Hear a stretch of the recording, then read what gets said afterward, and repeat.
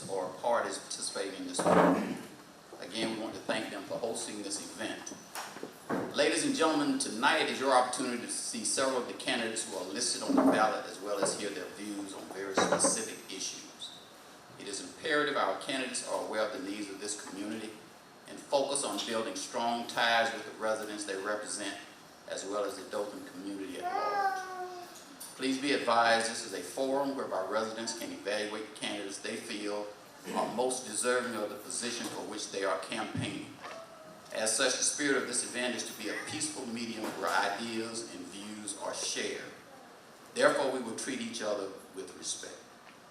I would ask people in the audience, if you will, would you please put your cell phones on silent. We don't want a phone going off in the middle of someone making a response. Okay?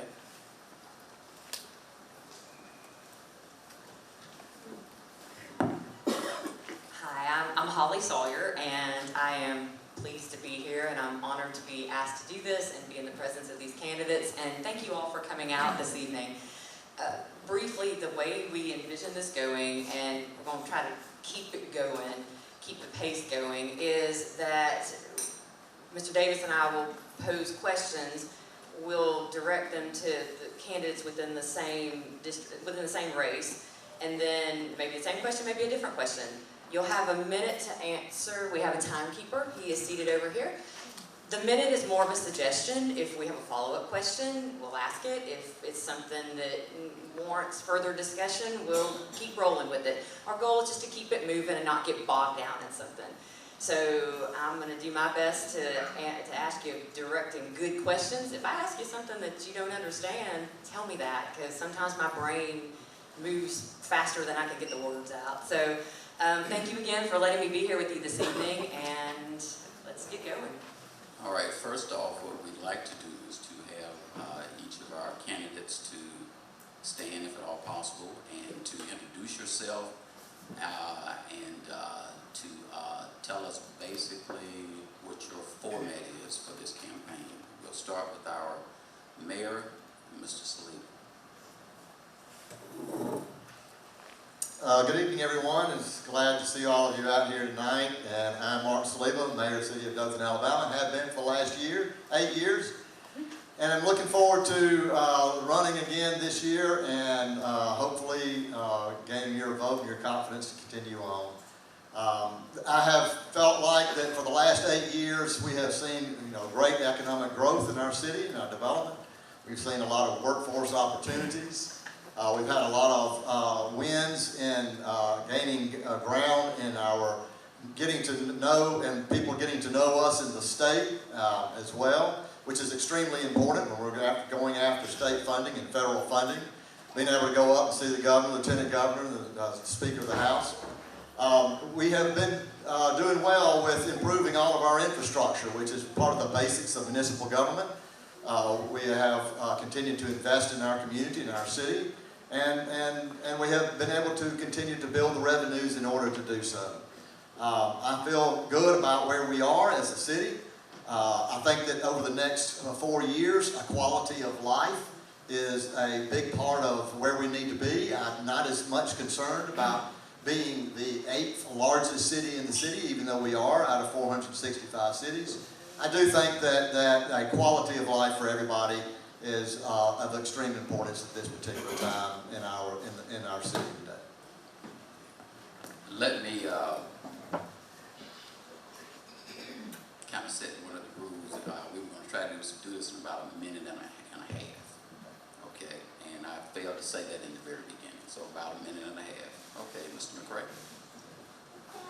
Okay, I'll keep you short and positive. I'm Jimmy McCray, born and raised in Dothan, and I look forward to being your next mayor of Dothan. I feel that the city hasn't been going in the direction that it should. More should be asked from our elected officials. I believe that we should invest into our youth more, start protecting them more because they are our future. And I just want to let you know that I am a former military personnel, also ex-policeman. And as your next mayor, I look forward to moving the city forward with everybody included. not a select few, but everybody. And I just ask that you give me 4 years to show you the difference in what true leadership truly look like. Because I believe in not working to the standard, but beyond the standard. And mediocrity is not acceptable. Thank you. Next, we'll go to District 1, and we'll start with Ms. Daniels. Good afternoon, I'm Vivian K. Daniels. I'm running for District 1 Commissioner. I have been in Dothan all of my life, and I want to serve my people. I want to work for my community. I want to have a voice for all of my people, for everyone. I will try to do whatever I can to make District 1 better and the city of Dothan, but we will have unity where I will work for everyone in this our community. Mr. Dorsey. Kevin Dorsey, District 1 City Commissioner. Just ask for everybody to come out August 5th, re-elect. Want to run, just continue. I haven't lost my will to serve. I've been serving for quite some time. Got a pretty extensive track record, good report card. I passed it out. I don't have anything to hide. Everybody here probably knows my number. I know how to get in touch with me. If you don't, my number is 334-685-9332. It's not hard to find me. Okay, I see some people out here tonight that I've already touched already. You can touch a heart before you touch a hand. That's why I gave them peanuts out to you tonight. Because I came with something. When I go to people's house, I come with something, okay? And I understand how it works. I feel that I've served real well throughout the years. Like I said, I'm accessible to all the people. I see some people's mothers, fathers, grandchildren. I know your son, daughters, all that. So you can ask your family about me. I don't have anything to hide. Thank you. District 2, Mr. Tiller. People, progress, purpose.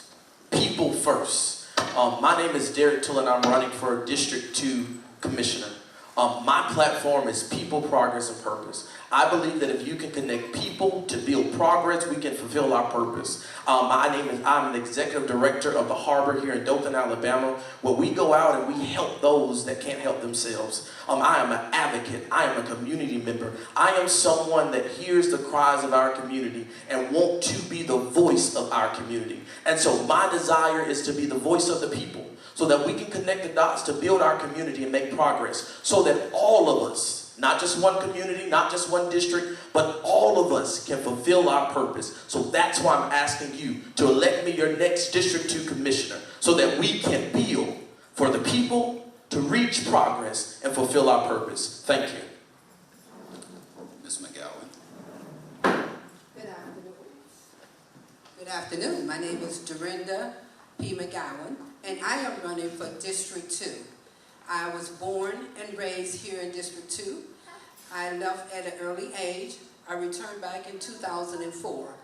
I've seen Dothan grown, and I think that they have done a great job, but I am concerned about my district, District 2. I would like to see our people have a better quality of life, make sure that funds that are allocated are coming in and we are getting what we deserve as a district, and make sure that our youth are taken care of. And my main priority is to make sure that we're safe within our community. Thank you, and I look forward to your vote August 5th. Mr. Kirksey. Good evening. I'm Philippe Kirksey. I'm a lifelong public servant. And as your candidate for Dothan City Commission District 2, I'm committed to building a safer, stronger, and more connected community by focusing on what matters most. Some of the things that matter most to me as a lifelong public servant is community and public safety. You can't do anything unless people know and feel safe first. Also, affordable housing. There's some people not living well. There's some people not living in adequate, safe, sanitized housing. It hurts their growth, it hurts their children, it hurts their children's educational future, it hurts everything they can possibly achieve by not having safe, sanitized housing. Improve transportation. People need to be able to get to and from work. Simple, to and from school, to try to better your life. Improve infrastructure, better, safer streets, walkable streets, drivable, passable roads, the simple things. Let's start there first, attack those issues, and to me, that's what matters most in my district, and I will be able to do that as I serve you as your District 2 Commissioner. Thank you very much.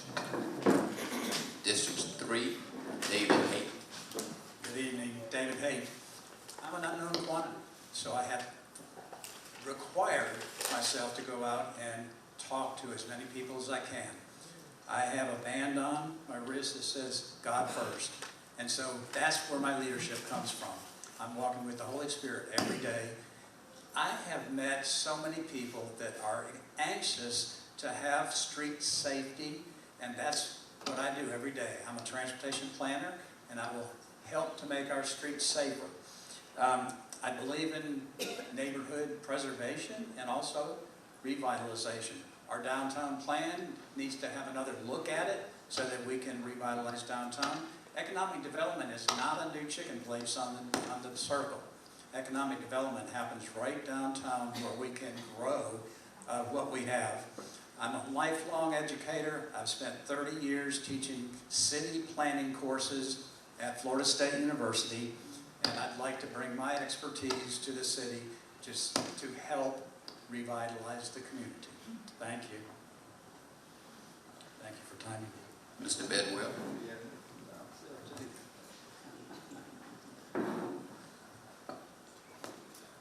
Hello. Hey, I'm Bradley Bedwell. I'm the current City Commissioner in District 3. I appreciate you, the Men's Civic Club, putting this together. I appreciate all the candidates coming. And basically, me in a nutshell, I'm a certified public accountant, certified internal auditor, certified management accountant, general contractor. I ran against a 10-year incumbent 4 years ago and used a lot of the tactics these guys are using against me. And that's the hardest thing is when you go from a guy who's trying to get in the city to all of a sudden you're incumbent, they're telling you to, yada, yada, yada, and you're kind of like, well, that's the same thing I said about him. I ain't got out of touch yet, but I do use the public interest to stay intact. My campaign's 100% self-funded.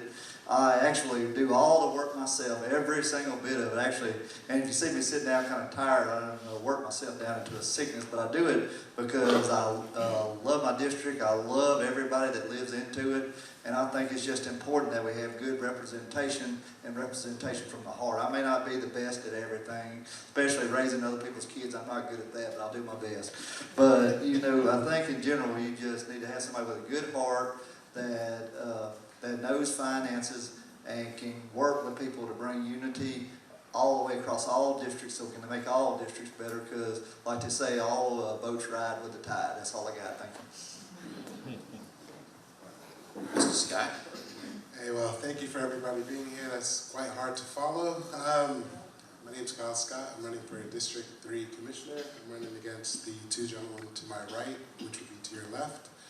My platform's about inclusion. By inclusion, I mean the decisions that are made at City Hall. I believe that in a democracy should be made by the people, for the best interest of the people. So my platform aims to have any non-essential spending be left up to the general public to vote upon. I believe that's how the democracy that we live in was founded.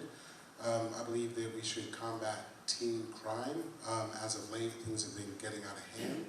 I believe that we should also figure out why individuals are committing suicides in their car. I think that's a big cry for help. My platform also aims at bringing industry to the city, good paying jobs, things that people can be proud of. Yes, Dothan is an incredible place, and yes, there's been progress made since I was last here as a child, but at the same time, we live in a district that has the most houses for sale. So I think that is a metric that should be studied. We're the working class district. We have the biggest working class families within our district. And there's a lot of space for industry and for development. So I appreciate you guys and appreciate your time. Thank you. District 4, Mr. Chapman. Yes. Thank you all for being here tonight. Thank you for the Men's Civic Group for putting this on and for the Dothan Housing Authority for having us here. Great to see such a good crowd here tonight. I'm running for City Commission here in District 4. I'm doing it because I believe in the potential of Dothan. I've never been one to settle for good. I'm always striving to be better, and I have the same vision for Dothan. I want Dothan to continue to grow in order to meet its full potential. The word leadership has an E, an A, and an R, and an S in it. And so I believe in order to be an effective leader, we have to listen a whole lot. So I plan on just being available to the citizens of Dothan to hear what you have to say, get your feedback, and then communicate that to other commissioners and get some things done that the citizens of Dothan want to get done. Also, too, I'm running because I have 2 young boys, and I want them to be proud to be from Dothan. And as they settle down as adults, I want them to want to move back to Dothan, for it to be a home where they raise their children. So, you know, it's a generational reason why I'm running. We want our kids and our grandkids to have a better Dothan. So thank you all again for being here tonight. Mr. Stock. The joys of going last. Everything they said. No, I just want to thank you all so much for being here tonight. I am Dave Stock, and I'm running for Dothan City Commission for District 4. I do know a lot of you from different things that we've done in the community over the past few years, whether it's at the forum or some of our other things, but I'll just tell you the reason I'm running, it just gets down to being a representative of the people. I think that is just so important for our community to have somebody that they know, someone they can call and talk to, and someone that's going to be willing to fight for them. And that's just the basic cores of our democracy and of our freedom, is having someone that will represent you. So that first and foremost, I want to represent those of my district, but also I want to fight for our city. I love our city. We moved here about 13 years ago. I was in the Army. The Army brought me back here. The Army first brought me to Dothan area about 25 years ago when I went to Army flight training. And we wanted to come back. We knew at some point we were going to come back and we were going to retire here in Dothan. And that happened for us about 13 years ago. I've been retired from the Army for about 4 years, so I did that. 4 years ago we've retired, but we've invested in the city. I'm self-funding my campaign as well. I had one friend, want to give me a couple bucks, but I'm like, listen, I'm putting my money where my mouth is. I'm going to fund my campaign. I'm also the only candidate up here on this stage who's already offered to give my salary to charity. I'm not doing this for money. I'm not doing this for power, prestige. I'm doing this to make a difference in our community. And so, self-funding my campaign, donating my salary to local youth charities, I'm going to work hard every day to make Dothan better, because I do feel we are at a very turning point in our city. We have some tough decisions to make, and I'm so grateful for this forum, because the things we're going to talk about tonight are crucial for the success of our city going forward. Thank you. Thank you. Let's give all of our candidates a hand.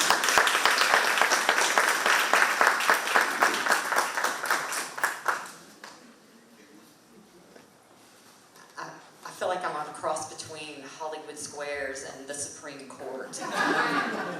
All right, let's get started. And there's really no particular order, but I'm going to start with commission races just because there's more of you guys. Start with our incumbent, Mr. Dorsey. Tell us, how many years have you been in office total? Three terms. 3 terms, all right. In your 12 years in office, tell us what your biggest accomplishments are as a commissioner. And then tell us what you think the biggest accomplishments of the commission as a whole are. Probably just being able to be as transparent as leadership, being able to work with others. A lot of times, some people just don't fit the locker room. Some people it's individuals that we may have up at the night that they may get on a boat and they may put a hole in the boat. Okay, so I think for being able to serve throughout my tenure as a commissioner, and I was able to work with my fellow colleagues and get things accomplished. Like I stated, I passed out some bags amongst you all where on the back it's going to have a QR code, so if you scan it, it can tell you all the different accomplishments. Probably just having forums. I had more forums than any commissioner or mayor in the history of Dothan. And I was just transparent with my constituents all over my district, which I served the largest district in the city.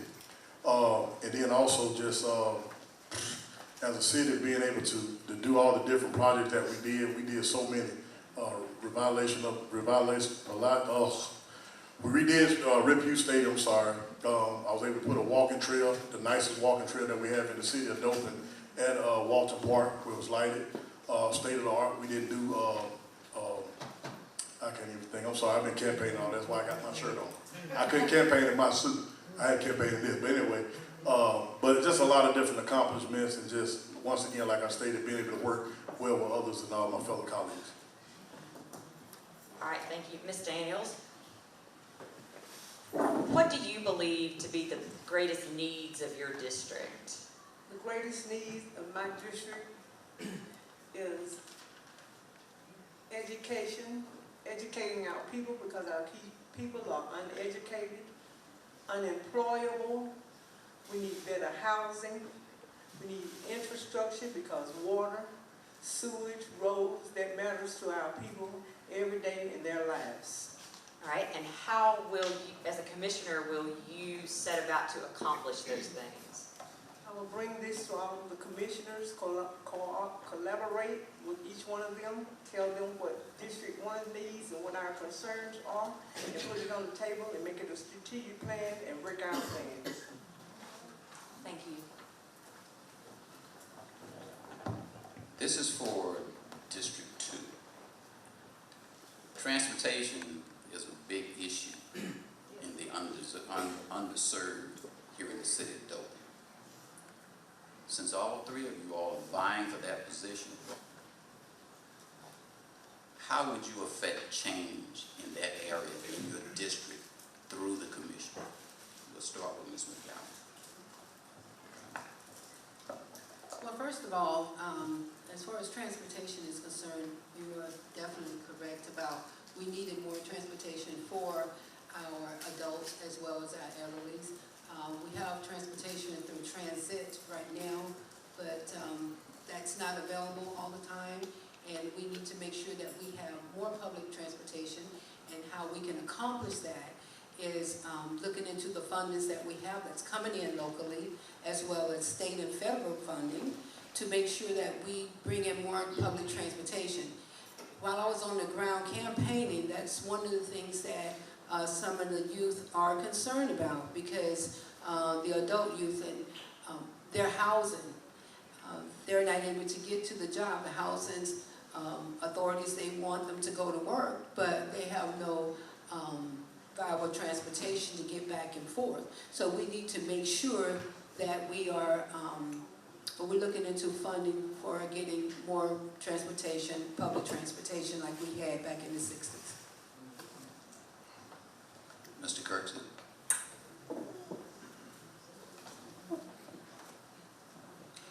That's a very good question, and that's one of the biggest questions that's being worked on. If I'm not mistaken, I'm sure the incumbent commissioners and also the mayor can elaborate on that as far as part of the strategic planning for the upcoming year for the city of Dothan. Me personally, myself in District 2, I'm going to be an advocate for reliable, accessible, public, and more routine transportation, public transportation. I want to support safe and walkable streets where there are local doctor's offices, more accessible grocery stores where food can be purchased. I want to push for infrastructure improvements and investments in these undeserved areas. Me and my wife do operate a daycare, and we notice how mothers sometimes have a hard time if their battery's messed up that particular day, have a flat tire, or their vehicle's not serviceable at the time, having trouble getting their kids to daycare. But it also makes it trouble for them getting to work. It causes issues. One of the things I noticed is that Wallace College and Troy University are actually very far outside the city. So if a young person doesn't by chance have reliable transportation or doesn't have access to their own transportation, how are they going to get there? We need to help those people who want to help themselves. Studies show in the city of Dothan, the average citizen has a commute of 16 to 20 minutes per day just getting from home to work, and that's going to be a one-way commute. So accessible, reliable, and more routine transportation is one of our major issues that I would start to address as your commissioner of District 2. Mr. Kirksey, if you were elected, how would you fund paying for this new transportation that you're proposing? That will be done, of course, through strategic planning and finding resources through grant funding and things of that nature. With the population growth of the city, I'm almost positive there are state level and federal level funds that can be implemented and obtained through those grant processes to help expand those, whether it's through personnel and also through more transferable and also more transportation that can be put out there for the public to have access to. Mr. Tiller. So I think the reality of it is, as far as getting the role of the commissioner for this question, we are going to have to partner with the county as well as the city commission to even begin to tackle the issue of transportation.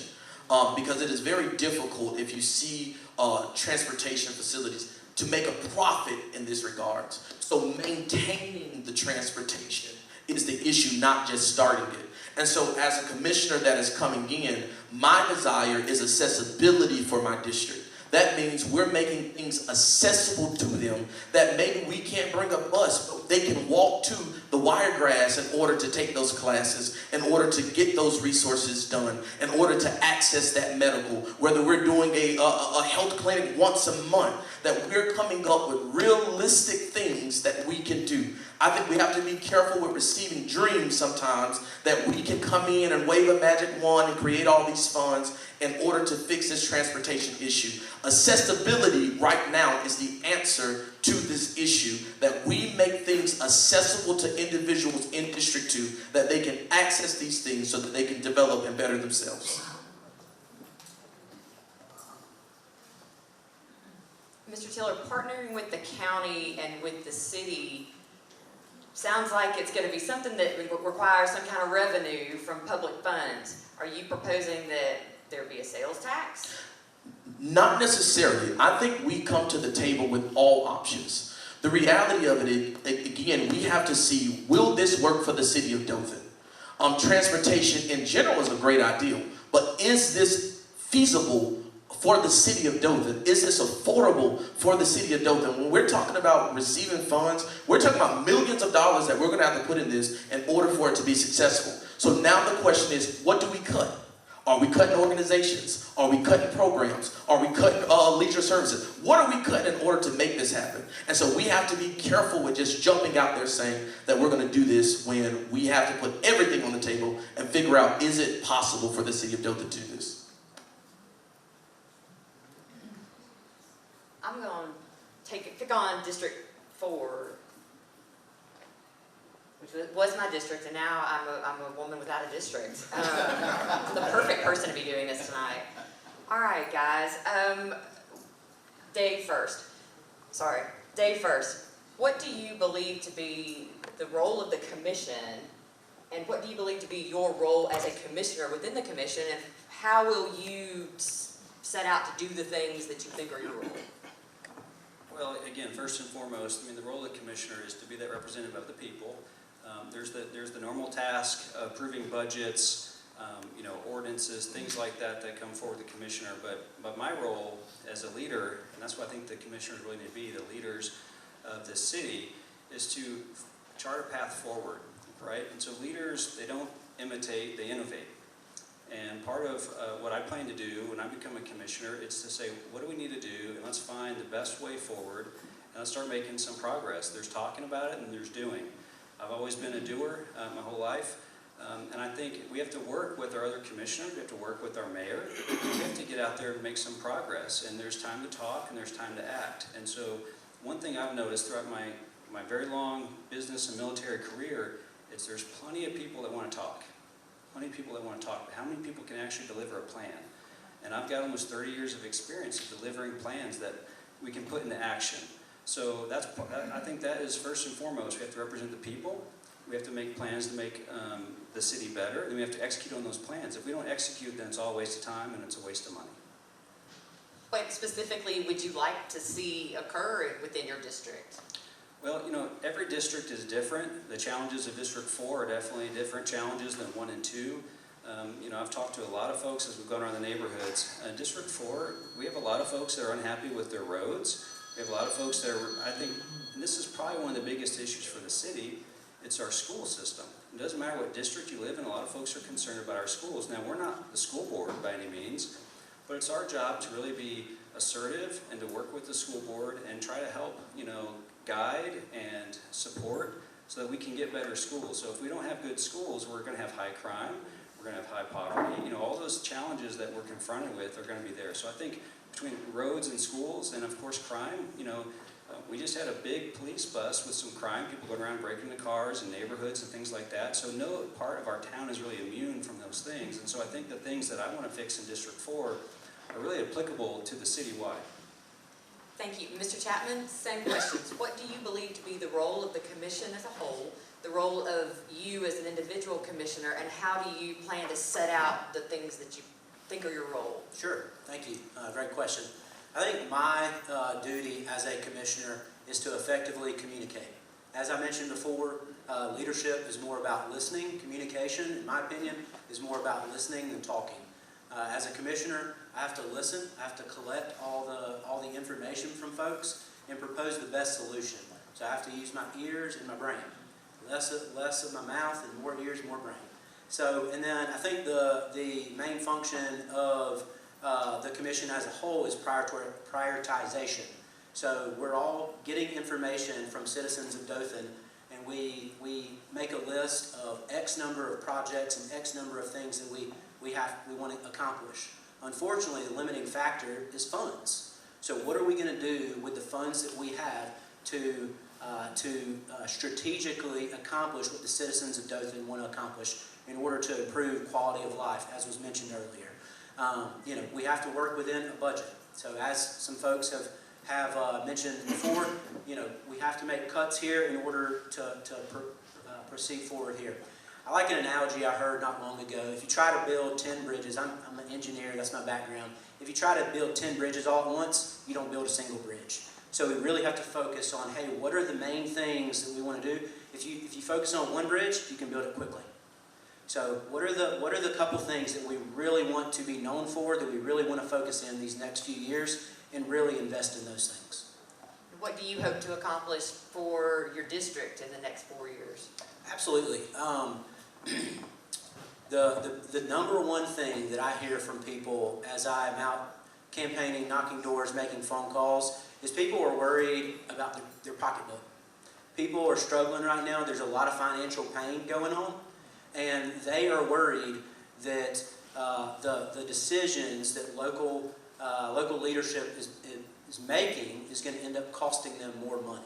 We've seen a record inflation over the last couple of years. There's a lot of people that are living on a budget, and some people, the income that they make don't support the money that goes out every month. So the number one thing that I've been hearing, hey, you're not going to raise taxes, are you? You're not going to make it so I'm already struggling. You're not going to make it tougher for me to put food on my table for my family. So, I'm committed to making sure that the cost of living doesn't increase for the average citizen in Dothan. This is for our mayor and the incumbent, Mr. McCray. What do you think is the number one infrastructure issue facing our city? And what will you do to solve that issue? Well, the number one issue regarding infrastructure as it is now would be the roads, because as you heard, a lot of incumbents and those that are challenging the incumbents and the citizens of Dothan have all complained about the roads and what can be done and why we got so many potholes. A lot of them don't understand that some of the roads don't belong to the city. It belongs to the state, which means you can't do nothing without the state permission. So with that being said, as far as fixing the road and what would I do, of course you would have to talk with the state and collaborate with them on what's best for the city. Now, as far as how you go about fixing the roads and stuff, of course you do it in stages. As it is now, the way Ross Clark Circle is being fixed on, it's just I hate to say it, but a complete mess. I think that they should have just broken it down into sections. Therefore, it wouldn't inconvenience the citizens of Dothan as much as it does now. Mr. Sullivan. And the question again was number one infrastructure issue. Yes, and how would you solve it? Yeah, that's a great question, and it's hard to pin down just what one infrastructure that there is, because you take roads. Roads are easy to talk about because we all drive on them, and my opponent is correct. We have city roads, state roads, county roads, and they're all kind of intertwining, and roads are expensive. That's why you haven't seen a new road built by the city in a really long time. But there's also other concerns. If you're in District 1 and 2, then red water and water, making sure that we have clean water, that's running through the pipes, because they're older. The pipes are older there. Every district has something that's unique about itself, and so it may be continuing to, which we do, continue to put more money into red water. in the pipes underground. There's also the sewer. Sewer is expensive, and nobody likes to talk about it. It's not sexy by any means talking about sewer systems and all, but we have to have a great sewer system, and that's expensive as well. Stormwater, having houses and floods when we have a huge rain event. We have 8 stormwater basins. One stormwater basin we've already estimated it cost me $50 million. And we have 8 of those that need attention. So yes, we will always be spending money on infrastructure. And as people have talked about, as we have been sitting here tonight, we do have to prioritize it because you can't fix it all at one time. And it will have to be done in pieces and prioritizing. Is it the roads? Is it how can we get more funding? A-trip money, federal funding. The highway, ALDOT has a bank that allows us to borrow more money for a lot less rate, and then we can continue to get our roads repaid. We spend over $2.5 million on resurfacing every year in the 6 different districts, and we probably need to bump that up as well. So it's hard to pinpoint which one it is. Infrastructures and road is where we get our retail and our sales tax dollars from, which is 75% of every dollar that comes into the city is a sales tax dollar. So yes, I would say probably at the end of the day, roads are a big part of what we need to continue to focus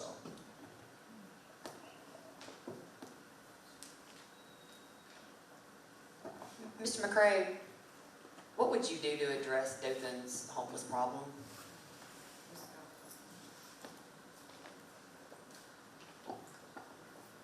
So, to address Dothan homeless problem,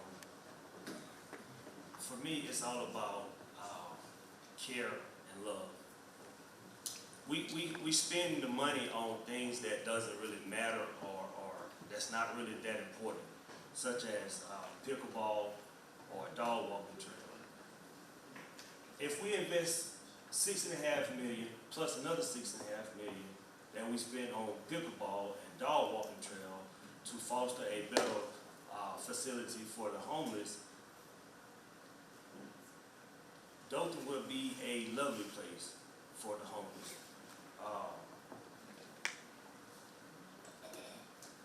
Thank you. Mayor Saliba, what, sort of a tangential question to that, what ideas does the city have for addressing the homeless problem going forward, and what's your take on that? What's your position on it? Well, the homeless population is one thing, and we fluctuate. If you look at the 211 numbers that come in, that's anywhere from the 500s and 600. But I think you also got to consider that we have a larger population that's near poverty or in near poverty situations. So a lot of people that you see walking in the downtown because they can't afford a car, can't afford insurance and gas and all of that. So it's not only the homeless, but it's those that are right at the edge of being in a homeless situation. One of the jobs I think that a mayor and a commission can do is to help facilitate a lot of conversations and collaboration with all the entities that are out there that are dealing with that, because we have a lot of great people and a lot of great nonprofits, and we have a lot of great churches and faith-based groups that will come together and work. And I have facilitated some of those meetings over the last 2 and 3, 4 years where we come together and we talk about, what does the harbor do? What does Love in Action do? What does the rescue mission do? What does the ARC do? And how do we work together in order to do better case management? Because at the end of the day, it's not just feeding or putting clothes on someone's back. It's helping them to get a leg up and get a start out of where they are. And that's a community involvement. That's what, when we talk about these issues, we need for everyone to come to the table and try to help solve the problem of caring for one another. Now, everybody that's out there that's in a homeless situation typically have suffered some kind of tragic event in their life. And whether that's addictions and mental health or whatever, or abuse, and they need help, and we need to find them and get them to the right places. So with that being said, I got something I want to add to that. So the mayor says all that, but his actual response to how to deal with the homeless is to write an ordinance to penalize them for being homeless. Although he says they suffer some type of tragedy which caused them to be in that situation. So my question is this: if that is the case, what is putting them in jail going to do, or giving them a fine for being homeless? So, Well, I mean, if you're asking a rhetorical question, fine. If you're directing your question to the mayor, I would ask that you not, because it's not a debate. No, This is I'm a not forum, asking them to say that. I'm just a rhetorical question. Sure. And my response to that would be, that's not the answer. Okay? Now, everything that he's talked about as far as it being a community to deal with the homeless situation, I agree with. But the simple fact is this: he doesn't practice what he's preaching. So, with that being said, you guys need to really listen and understand what transparency means, okay? And just don't sit here and listen to somebody saying something really fancy or, wow, that sounds good. Look at the body of work in which they have done and what they have done, okay? Because it does matter for the next 4 years. Well, let's follow up to this. Specifically, what would you propose is a solution or an idea or more than one idea? So again, Mr. Tiller, which works at the Harbor House, I think that he would be an excellent resource as to how to better manage and handle homeless, because I do feel that he has a expertise in that field, but not only just put the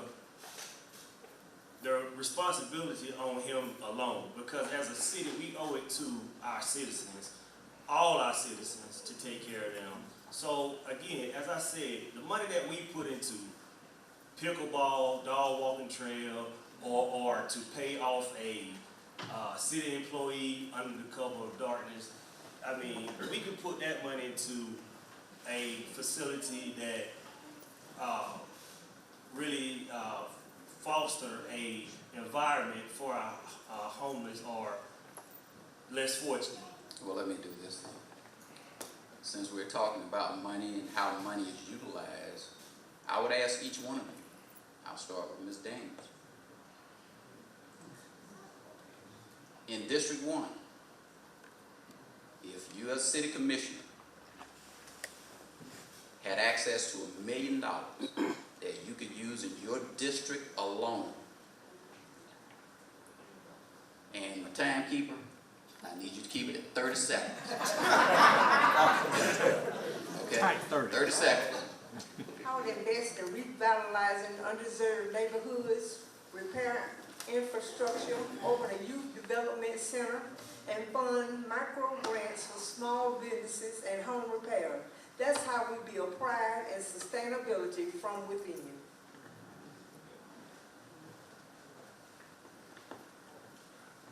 It's nothing to give any thought to, unless you live in a bubble. Our school system, I would give all of it to the school system, because that's where it all starts at. Right now, we're in dire need for some true leadership in our school system, so I would give all mine to the school system, then better them, and then also, because what we got coming is the Workforce Development Center, which somebody made clear that we needed some more training and whatnot for the job, but I'll probably give all the $1 million to the school system, because they're in dire need of it.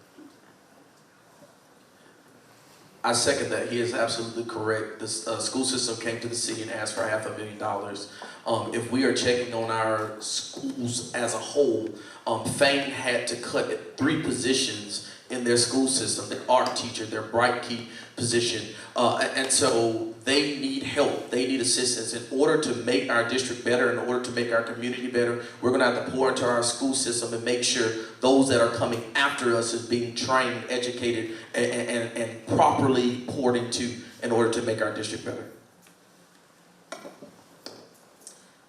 If I had $1 million, I would definitely invest in safety for my community. District 2 is, we have the most crime rate, and that's the main concern of most of the constituents. I would make sure that we invest in making sure that the constituents are educated and they are, trained, so that, because the main problem with the crime is that they are bored, they have nothing to do.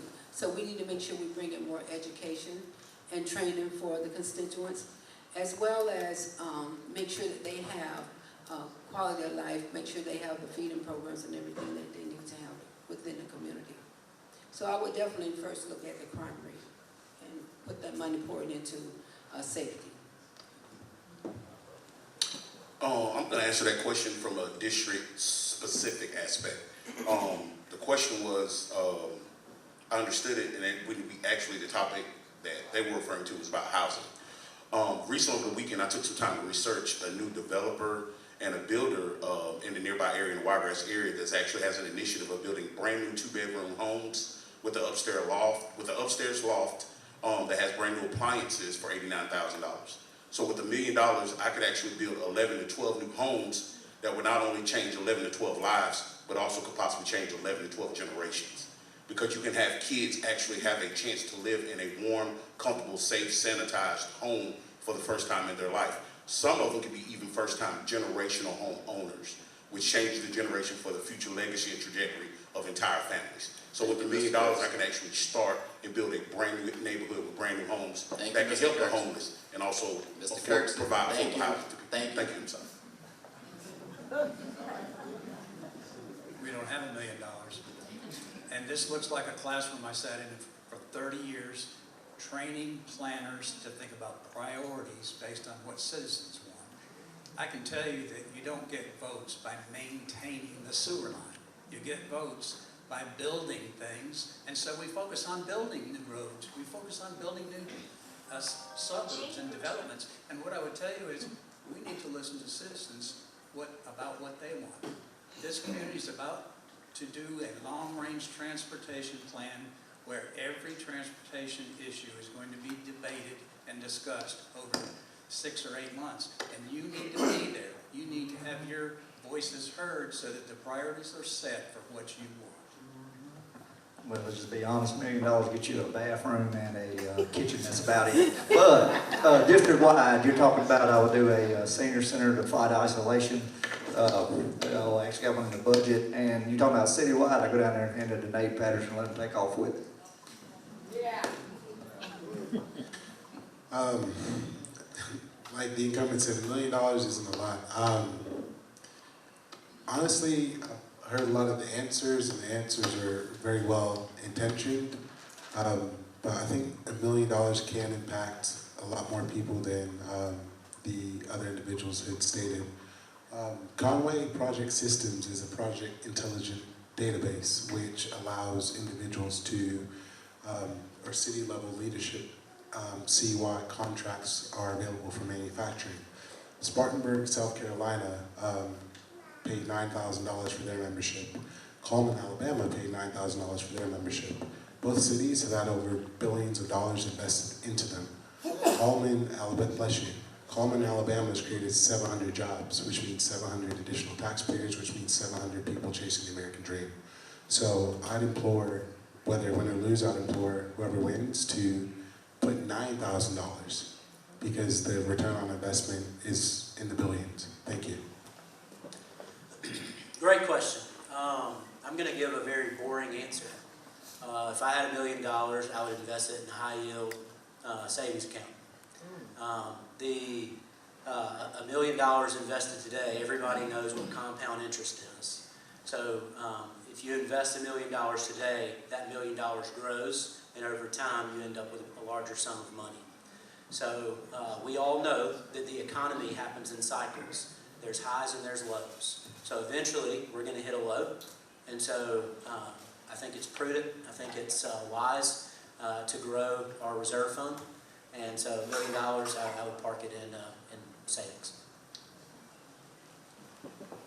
Well, I'm going to do with that $1 million just what I said I was going to do with my salary. I'm going to split that up between some of our local charities, and I'm sorry, I just don't believe in parking that in savings. I think the compounding effects of multiple charities taking money, it just puts them at the cusp of what they can really do, some real transformational change in their organizations, in their neighborhoods. And so I think we take that money and we divide it not by 1 or 2 ways, but like 5 or 6 ways. And we say, hey, let's go do some good things, because the compounding effects of all of those charities, being able to take that money, like Time Youth Dothan, like the Boys and Girls Club. I learned to play basketball in the Boys and Girls Club. You know, we have these organizations that are doing such great things. Investing in our kids is the most important thing we can do right now, showing them that they have an opportunity for growth, an opportunity to make a life for themselves. Giving people something doesn't get them out of poverty. Giving them education or experience gets them out of poverty. And I think using our charities to do that is the best thing we could do with that money. So, are we, can I ask that question as well? Yes. So for me, you know, it goes 3 ways. Homelessness, shelters, right? Because they've been left out for far too long. Mental illness, because they've been forgotten about for far too long. Schools. Our schools definitely need it.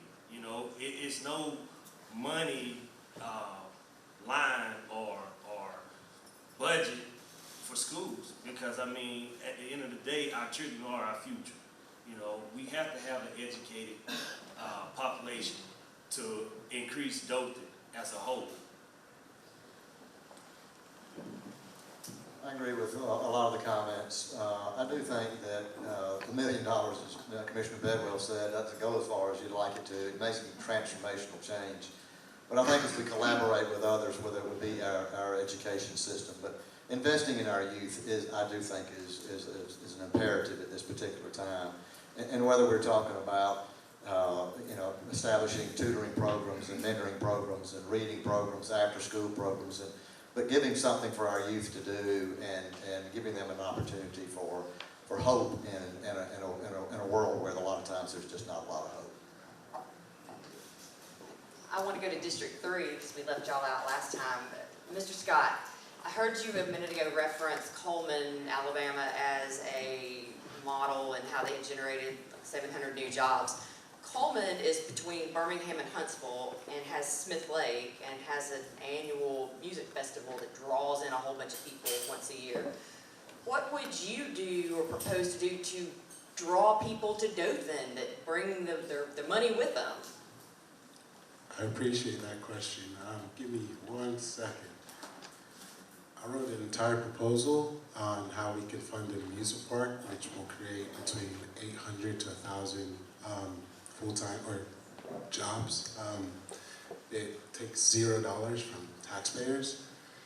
You can use things such as TIF bonds, which TIF bonds are tax increment financing bonds, where potential property tax and potential sales tax that comes from the development of, let's say, an amusement park is what's used to fund that loan. So I think that we're in the tri-state area. I spent some time, I was a military brat, I spent time on different military bases, and I spent high school in Orlando, Florida. I've met a lot of people while knocking doors that drive to Orlando for family events. So that's a lot of tax dollars leaving our city.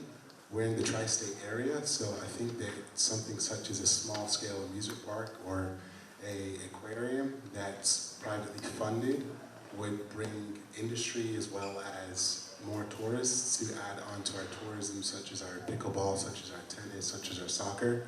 So I think that we need greater amusements outside of tennis and outside of softball and baseball. Last time I checked the books, in tournament fees, there was less than $100,000 made, and we actually took a $17 million loss.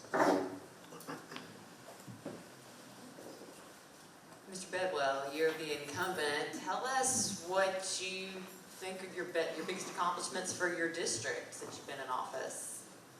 Well, coming in, I studied a guy just like they did me, and I think one of my main accomplishments just is remaining transparent, and then also mainly just staying on, you know, just not always voting yes on stuff, being on one side of the island. But we saved the farm center, which I think was a pretty good deal.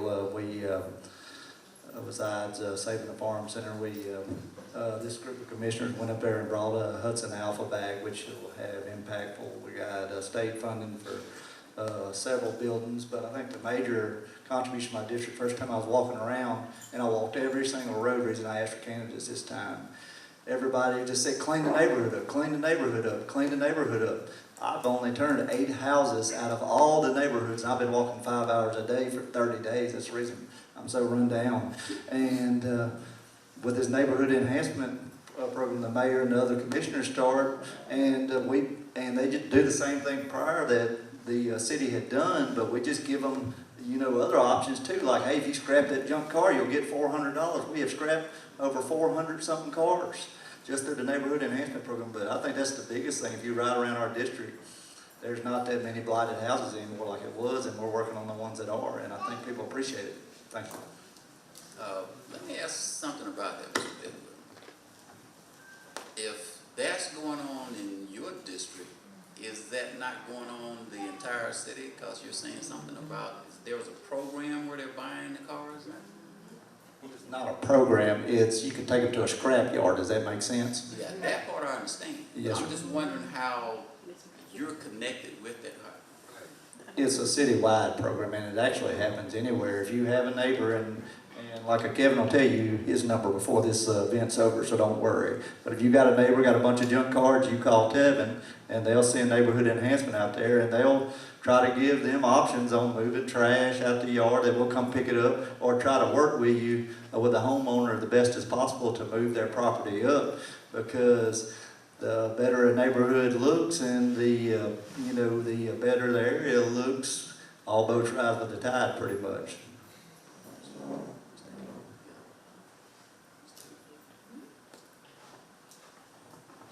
Mr. Hay, you've got a background in transportation. What's the question? And we talked about transportation problems. What about our roads in general? Do you agree or disagree that generally, and I understand there's present construction going on because that equals progress, but do you believe that Dothan's roads are in disrepair? I think they are old, and I think they are in disrepair, but the repairs are taking too long. I've taught transportation planning for 30 years, and I try to tell students that it's a matter of priorities. Do you want a 6-lane roadway ringing your city where all of the development goes out to the ring road? That's what happens to downtowns. That's what happens to every community that's on an interstate. The development goes to the interstate interchange. We're about to start a new improvement on Main Street, and we're going to tear up the road for months. And people are just, when I talk to them, they're tired of orange barrels. So I think we need to have an outreach program that tells them what the improvements will look like. Right now, there's discussion about changing the 4 lanes downtown on Main Street to 3 lanes. And you need to be involved in that discussion. If you don't think that that is a good idea to pass 22,000 cars a day through downtown, be a part of that discussion. That long-range transportation plan that I talked about a minute ago will be the place where we set priorities. The priorities will be your choice, and you need to go to the public meetings. I sat in public meetings where millions of dollars were discussed for transportation when there were 3 citizens there and no comments. They don't show up because it's not sexy enough to talk about what we're going to do with new roads. It is the lifeblood of every community, and I get passionate about it. One last thing about that, we need to make the streets walkable. And if they're not walkable, we can't get anywhere we need to go without transit. I've done transit plans for all the communities along the Florida Panhandle, and each of those communities were benefited by the transit system. Here, we have no transit system. Do you have any way to gauge what the cost of adding sidewalks, say even from Ross Clark Circle down to the Houston County Courthouse, down West Main Street? Do you have any idea what the cost of that would be? And how would you propose to fund that? Because that involves a bunch of private people's land. I'm just jumping to answer that question. The ADA has been around for 35 years, Americans with Disabilities Act, and we have ignored it for the most part. We can no longer ignore it because there's a new federal legislation called PRO-WAG. It's Public Right-of-Way Accessibility Guidelines. It's been around for 20 years, but no one has built the accessibility components of roadways. Sidewalks are not an afterthought. They're a necessity. And when you build a new road, you must build the accessible pathway. And so when we talk about veterans that need to get around, when we talk about disabled persons that need to get around, it's in my heart. I grew up in a home with a World War II veteran that was in a wheelchair the whole time I was a teenager. I think we need to pay attention to them. And so what your question is what is the cost? My question is turned around to you, what are the benefits? We need to start thinking about the benefits, not only the cost. Understand, but cost is a component to this, and everybody's concerned about their taxes. Nobody wants to see their taxes increase. How would you propose to fund something like that? We're going to have to ask hard questions during the long-range transportation plan. I did work on long-range transportation plans in all the communities in the Panhandle of Florida. There were billions of dollars of needs. You do the estimate of what the needs are, and then you have to set priorities. And when you're done, you have a couple $100 million to spend. And so those priorities have to be debated amongst the citizens that are part of the discussion. We can't make decisions on the basis of wishes and wants. We have to make decisions on the basis of what the benefits are and what the costs are, and then cull it down to what is the most beneficial and doable of the projects. You can tell my heart's in this. I taught it. I've worked it. My credentials are about transportation. And what I will tell you is I can bring a lot to the city that will bring us to the best decisions. Let me change the subject matter for a second, because I think this is something that's near and dear to everybody for the city, in the city of Dothan. Violence is everywhere. Gunshots going off at night in some locales are more frequent than others. What can the city commission do to curb the violence in Dothan so that it becomes a safer place? It's kind of sad when you go to YouTube and something pops up that says Dothan is the most violent city in the state of Alabama. That wasn't true, but the fact of the matter is it was out there on YouTube. Right. So, what can the city commission do to help curb the violence from our youth here in the city of Dothan? And I'd like to start with Mr. Dorsey. A lot of times, some things that have to do with social problems. When you research like social problems, you can't stop crime, but you can alleviate it. So I think we're on target of alleviating the crime that we have. I was in the fire police training facility that we have now with the training. There's things of that different nature and different programs that we can implement in our school systems and in our rec departments. Okay, Ms. Daniels. We need more intervention programs. We need community policing. We need to go back to neighborhood watch, and I think that will help. Mayor Salee. Big question, please. With the violence here in the city of Dothan with our young people, what can be done, what can the city commission do to help curb that violence here so that there's not so many gunshots and violence being associated with the city? I know you can't eliminate it, but what can the city commission do? Because some of those same people that are out there firing guns are going to be voters, because not all of them are going to get caught. So what can the city commission do? The citizens of Dothan look to the city commission to provide answers. And so we're here tonight looking for answers. So what do you think, sir?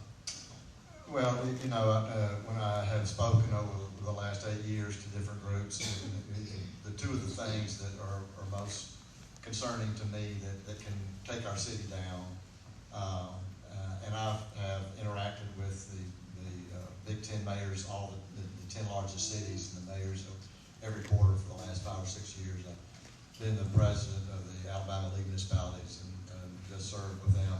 So I know what goes on in other cities, and we hear what are best practices there, and what's worked and what's not worked. Whether it's one shooting or 1,000 shooting, one is too many.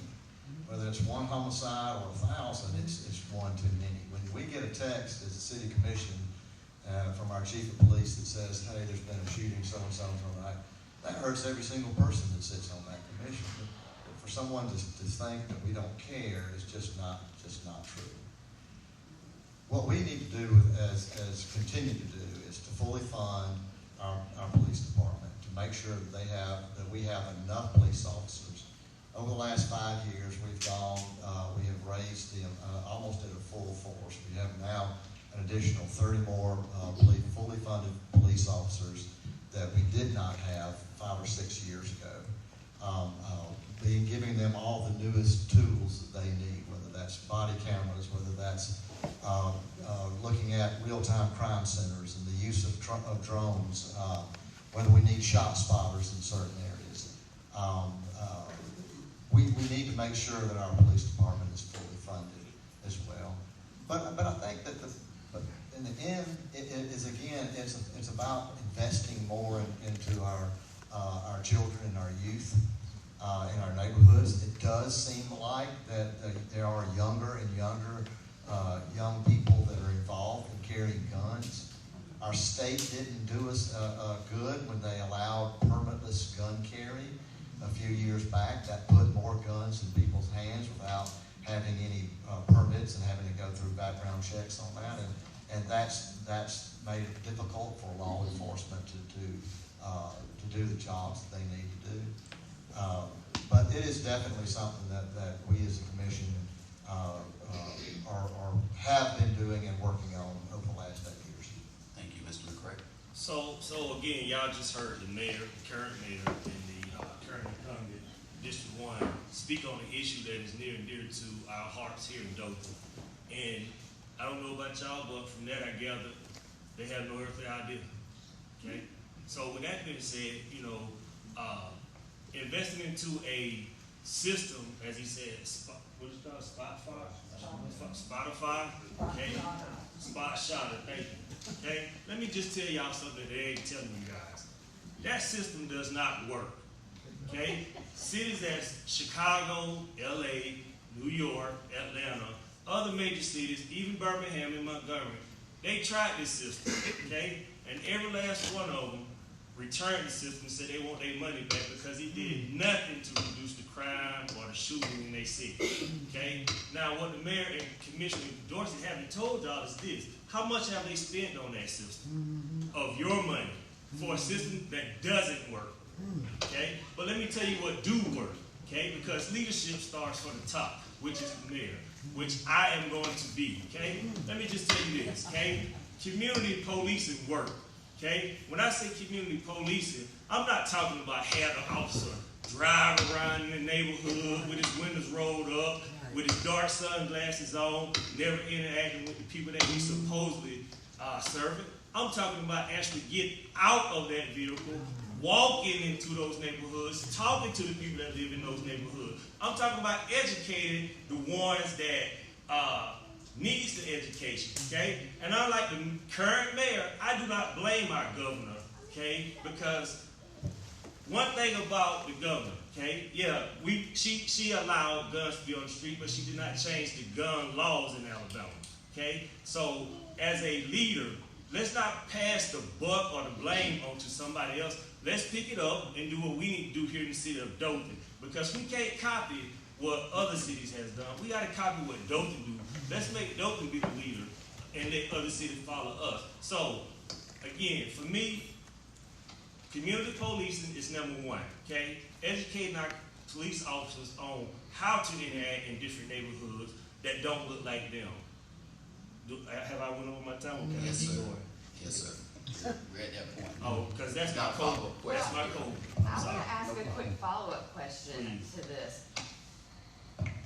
I'm a lawyer, I interact with lawyers. Come on. Every juvenile court lawyer I talk to says every one of these kids coming through the court system has a gun on them. And if you ask them, why do you have a gun? The answer is for protection. What do we do about that? Okay. So children. So again, okay, it's about fostering a safe community for our children, okay? Because as I do agree with Kevin Dorsey, it does start at the house, okay? But then, but I also believe in the model of it takes a village to raise a child, okay? So when I say that, that village does consist of your local government, okay? Because why? Your local government plays a vital role as to what the environment in which that child lived in. Now, here in the city of Dothan in the last 8 years, right, we know that District 1 and District 2 crime has went up. Why? Because the mayor and the city commissioner has neglected those citizens in those districts. Now you ask yourself why? Because it don't look like them. Okay? Now, it's not a black and white issue, okay? It's a us issue, okay? Okay. I can keep going. Mayor Sleeper, the question was, what are we going to do about the fact that we've got children toting guns? And, you had proposed, more fully funding our police department. That implies an enforcement angle, but we're talking about children. So what do you propose we do toward solving that problem? Well, first off, not blaming the governor on it. The fact that we have more, ask any law enforcement agency that was in the state of Alabama during that time, and they were against it, going to a permitless gun carry. I think, again, when we've talked about our youth and how we as a community kind of come together and provide more opportunities for them, they need choices. And when they get out of school, they need somewhere to go and be and not be just on the streets. I think that is, again, when we talk about the number one thing that we want to do and our number one priority, it is investing in our youth and our kids. And it needs to be neighborhood by neighborhood because each district is different.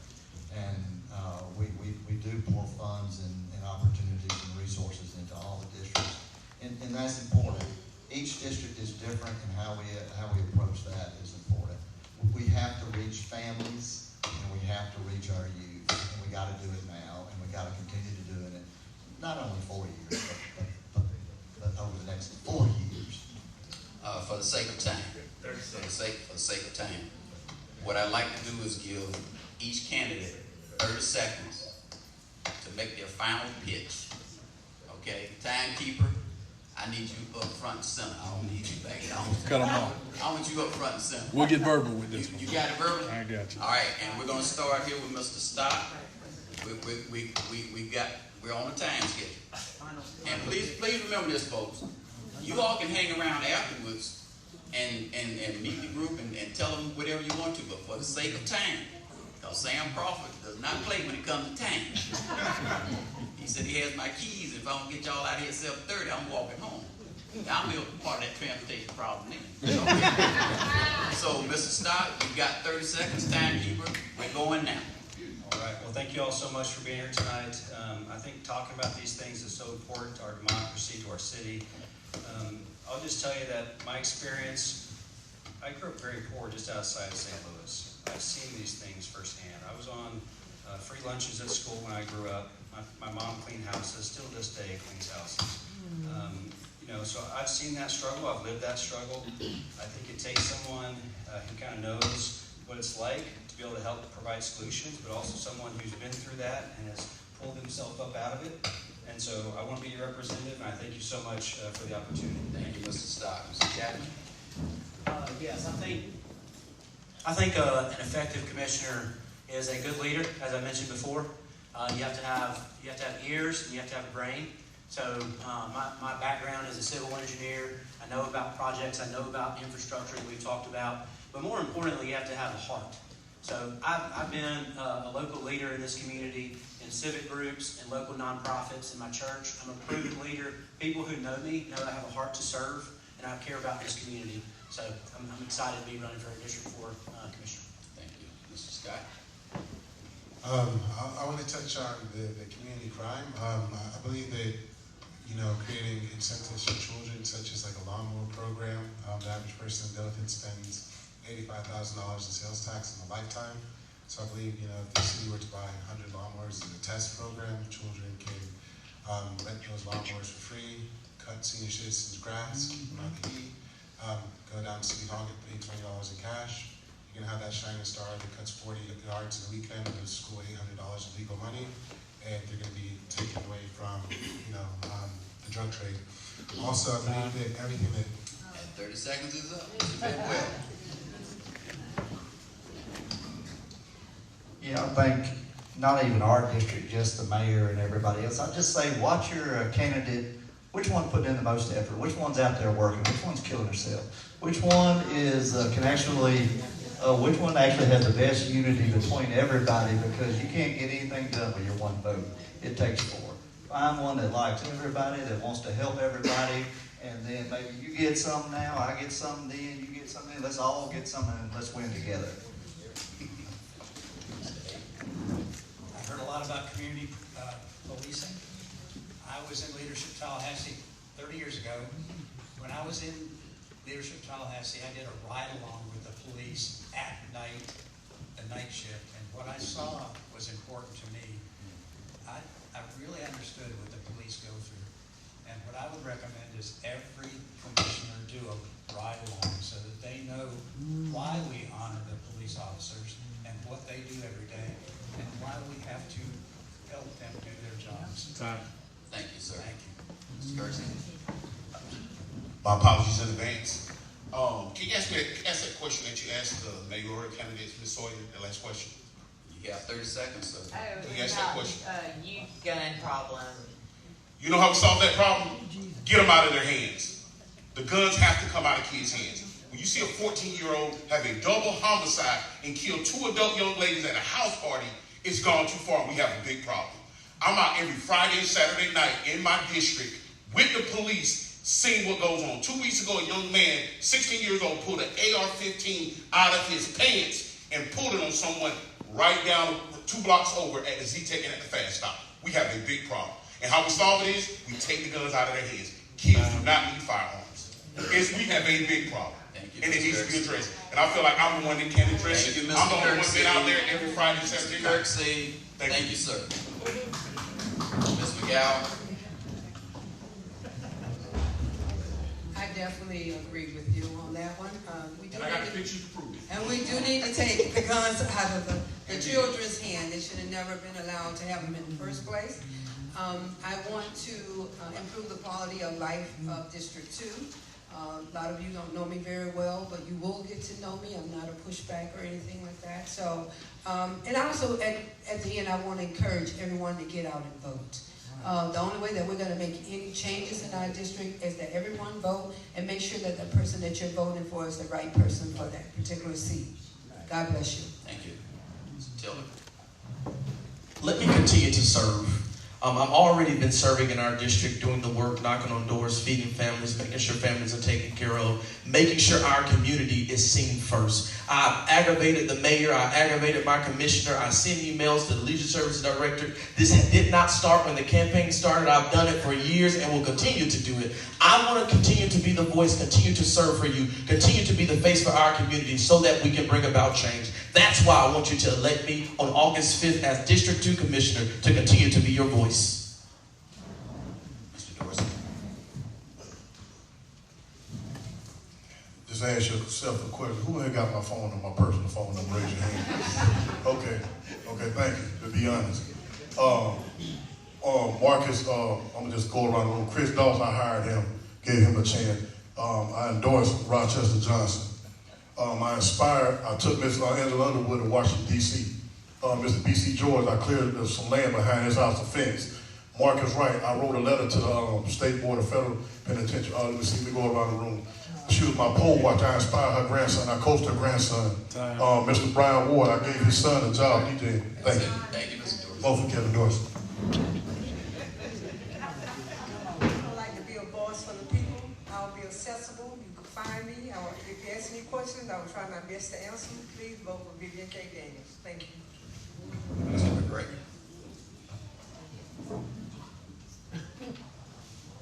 Again, y'all heard the incumbents talk about transparency, but they don't have no idea what transparency is. You know, again, you heard the mayor speak about infrastructure. That's more important to him than taking care of our kids, our homeless, and mental illness. It's time to make a change, okay? For far too long, Dothan leadership has all looked the same, okay? With the same mentality and the same want for the city, okay? It's time to make a difference. If we are really about the city and about saving our children, it's time to really put somebody in office who's strong, compassionate, and cares about the city. It's time to move these wealthy people out of the city, out of leadership, and put somebody that actually came from the community and know what it's like to be in the community. I don't think I don't think none of our incumbents have actually walked the streets of the city without correction by themselves, okay? So I just want y'all to know that I am a product of District 2. Born and raised, glad to be from District 2. I have a heart for District 2. Vote for Jim McCray, August 5th. Thank y'all all for being out here tonight, coming out here tonight, and thank all the candidates that are running. We appreciate your efforts, and I applaud you for that. I have been here more than just 8 years. I have been here for 65 years. My family has been here. We have given back to all of our community. We believe in service above self. I look to serve you again for the next 4 years.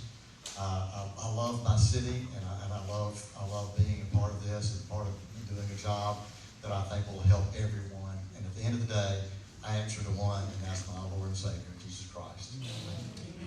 I would just like to say that our candidates are very passionate about this campaign. That's what you want to see.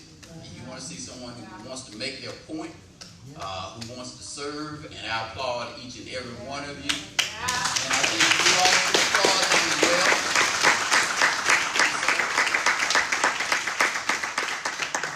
Really nothing I can add to that. Thank everybody for coming out. Are the candidates going to... Oh, so sorry. I'll turn it back to Mr. Crawford. Give me a mic with no script. Thank you. What happened here tonight, you witnessed something that is bigger than you realize. You discovered that this community, Baptist Bottom, around closed magnet school, nationally ranked magnet school,